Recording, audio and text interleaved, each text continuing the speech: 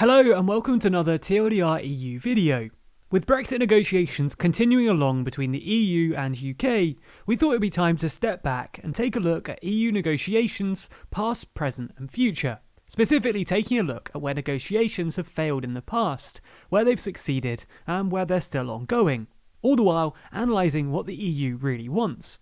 So in this video, we'll take a look at Norway, a member of the European Free Trade Association and part of the European Economic Area, looking into what their relationship is with the EU, how they got there, and whether it's a good model going forward. We just reached 50,000 subscribers on TLDR EU, so thank you all so much for your support.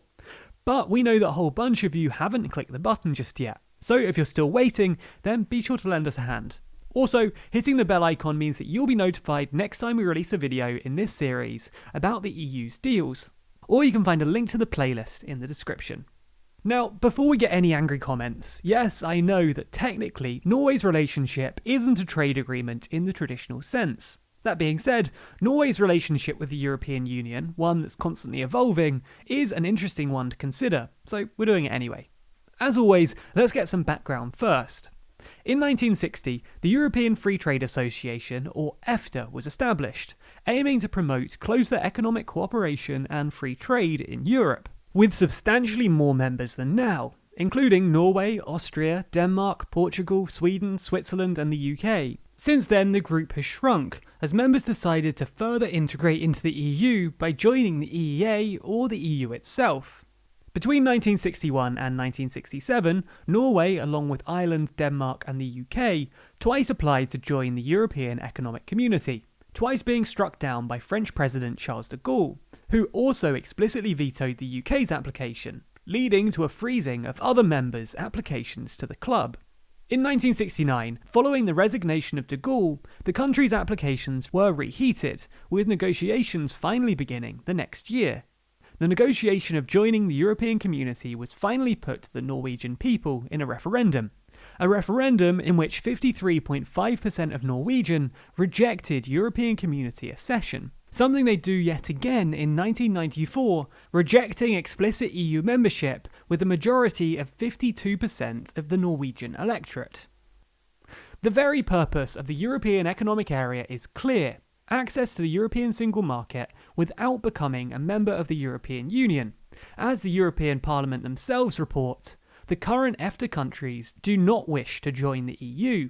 Despite not requiring full integration, the European Economic Area goes beyond traditional free trade agreements by extending the full rights and obligations of the EU's international market to the EFTA countries, which means incorporating the four freedoms: free movement of goods, people, services and capita, all the while leaving EFTA members out of the customs union, out of the common trade policy, out of the economic and monetary union, and crucially for some, out of the common agricultural and common fisheries policies. Although that's not to say that fishing is completely free from European control. Agreements do exist in line with the spirit of the common fisheries and agricultural policies. In fact, the EEA agreement, which underpins the area, nonetheless guarantees equal rights and obligations within the internal market for individuals and economic operators in the EEA. Norway's relationship with the European Union has been a point of contention before. Throughout the Brexit debate and the negotiation period, the prospect of the UK remaining closely aligned with the European Union as a member of the EEA and EFTA was for many on the cards. Therefore, some suggested that the UK could simply Command C, Command V existing agreements with very little contention, following a Norway-style model. But is this even true? Well, putting aside the drawbacks of EFTA EEA membership for the likes of Norway and others for the moment, can the EFTA model simply be copied and pasted for other countries? It's worth noting that all EFTA countries are relatively small, hence the entry of a medium or large member such as the UK may end up diluting the club. Professor Anand Menon of the UK in a Changing Europe highlighted this very issue back in April 2019. The EU itself would have to have a say as to whether to let us into the EEA. Would member states really be happy to provide a competitor economy the size of the UK the benefits enjoyed by small, specialised economies of the EEA? Norway, by far the biggest economy in the EEA, is economically equivalent to the northwest of England, Yorkshire and Humber combined. Iceland's economy is the size of Suffolk's, and Liechtenstein's is less than half of Coventry economically. The knock-on impact on the single market of these economies not fully applying to EU regulations is relatively minor. When it comes to the UK, it would not be. Norway ultimately is not part of the European Customs Union, which means that trade into the EU is far from completely frictionless. Rather, rules of origin exist.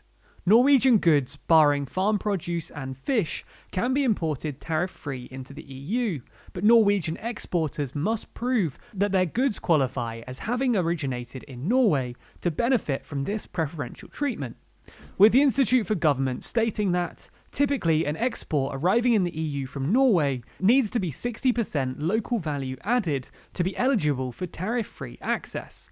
However, unlike the likes of Canada, for example, Norwegian exporters do not have to undergo regulatory checks. So, does the European Economic Area ultimately work for Norway?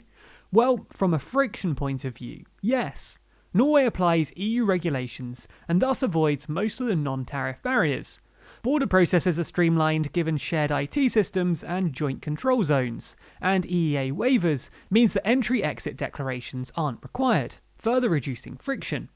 Norway can strike trade agreements with non-EU third parties, but the Institute for Government again highlights that these tend to be shallower than the EU's, but Norway is often referred to as a rule taker.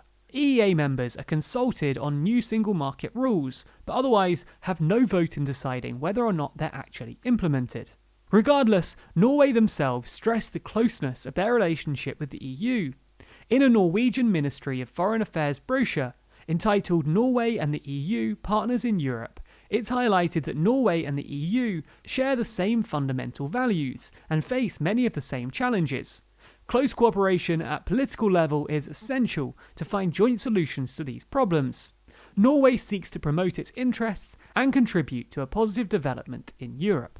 So, what do you think? Do you think that the European Free Trade Association and EEA are the best of both worlds, or the recipe for a domestic disaster? And importantly, what EU trade agreement should we cover next? Let us know your thoughts in the comments below. Be sure to subscribe to the channel and hit the bell icon to be notified every time we release a video. You can also find more from us across all social networks simply by searching for TLDR News.